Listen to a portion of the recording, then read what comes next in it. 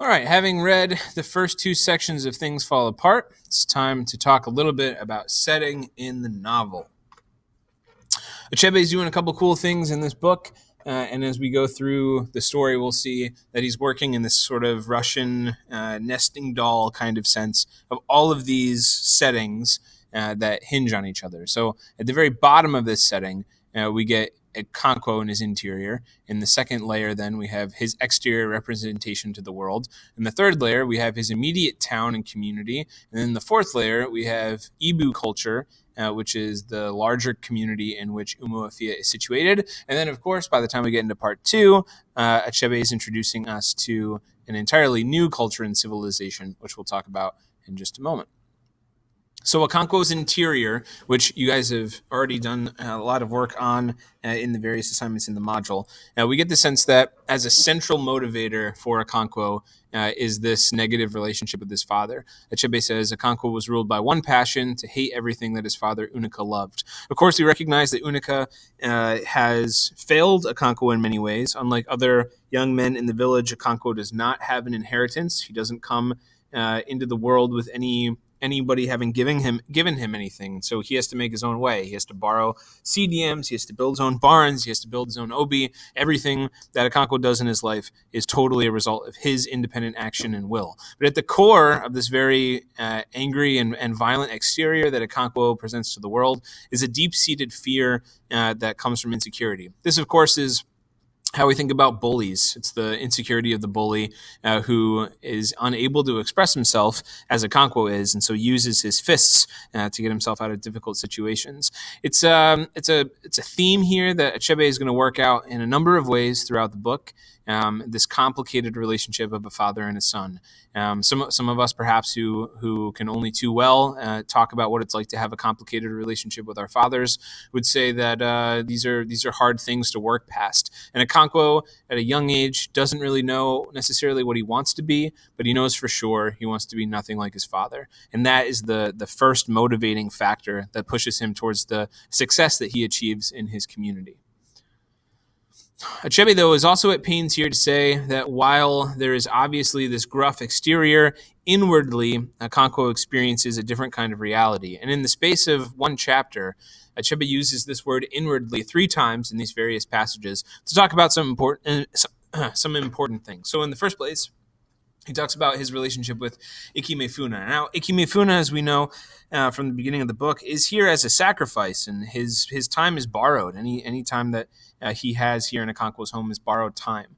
And yet, Okonkwo is very fond of Ikimefuna, though, as Achebe is careful to say, this is only inward, and he would never actually show it. He recognizes Okonkwo thinking here that he believes that showing affection is a sign of weakness. In a similar place of inwardness, we see his response to it being punished for breaking the week of peace. Okonkwo here beats his wife during a time that is specifically designated to peace, and so the men in the town come and they say, you violated the law, not just for yourself, but for everybody. And the priest says, here's what you have to do. You have to go and you have to take various things to sacrifice to the gods. And Okonkwo does this, and he doesn't just bring the things that he's told to bring. He also brings palm wine with him, which suggests to us that Okonkwo genuinely feels repentant here. He goes above and beyond the base requirements that the priest gives. But again, Okonkwo is so wrapped up in the sense of showing weakness that he would never, ever tell his neighbors that he was in error. He's never going to apologize to the community. He's never going to say, I really messed up. That's just not the way that he's going to act. Inwardly, though, he does feel that way. Similarly, in his relationships with the sons, he's hard on them. But Achebe says on the inside, he knows that he's being too hard on them. There is a self-awareness in Okonkwo. That's important for us because while we're struggling, especially by the end of the first part, and maybe just even to like Okonkwo because he does so many things that offend us, it's still important to recognize that there's a deep-seated affection at the core of Okonkwo's being that Achebe is pointing to here. Okay, so on the outside, things we've already discussed. He's a violent man. He knows how to hurt people. He knows how to be rude to people. He knows how to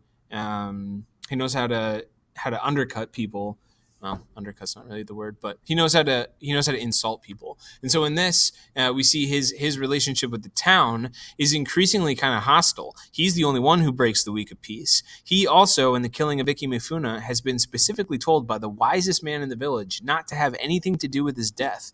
And yet Okonkwo not only goes to this ritual sacrifice, but he is the one himself who cuts down the boy out of fear of being thought weak. So in this sense, Okonkwo here is kind of like a wild card in the village. And while we're reading, we're being introduced to this new town through Okonkwo's perspective. Our tendency might be to say, well, this is how everybody is. But it's becoming increasingly clear as we work through part 1 that Okonkwo is not the most representative member of this community, that his tendencies towards violence here are not necessarily things that the town respects or views in a good light.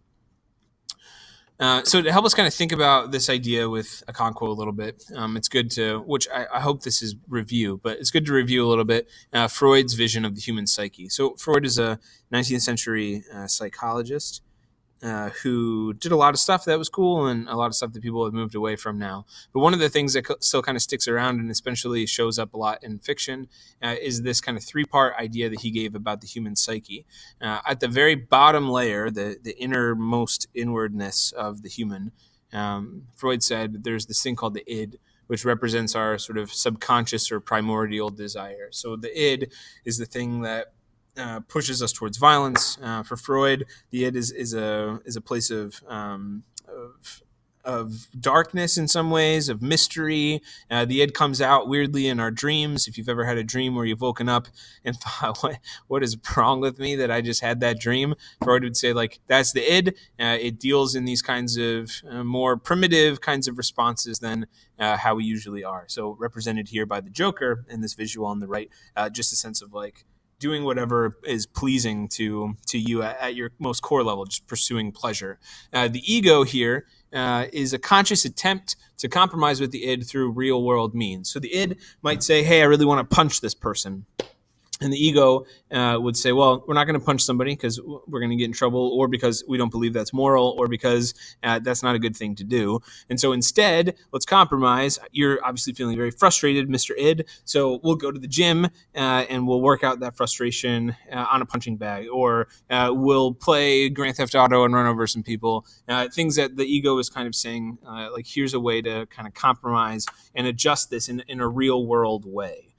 So the id and the ego are the two things within one's consciousness, but there's another part here as well, the superego, which is the social norms and morals that are presented to us by our parents, our teachers, and other social authorities. And those 3 things, Freud said, that makes sense of how we interact. Those are our primary motivations in the world. And so for Okonkwo, we might say actually that his id is this kind of like there's a deep-rooted like affection at the bottom, or there's a self-awareness, or there's an inwardness there that because he believes he needs to present an outward image to the world of violence and overbearing aggression, he chokes and he holds down. The superego and the ego for Okonkwo are very strong. In his own personal understanding of his actions, he wants to not be anything like Unica. So he might want to hug his son. That's his id, perhaps. But his ego says, is that something that Unica would have done? Well, I'm not going to do it. And the superego here, this mode of success that Okonkwo is very much